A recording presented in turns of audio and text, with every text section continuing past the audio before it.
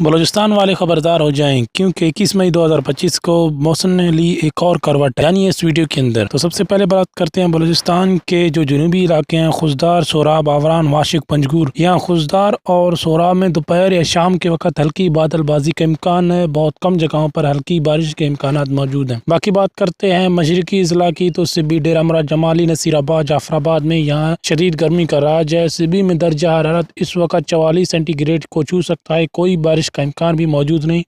اس کے علاوہ دن کے وقت تیز گرم ہوائیں چلنے کے بھی امکانات موجود ہیں۔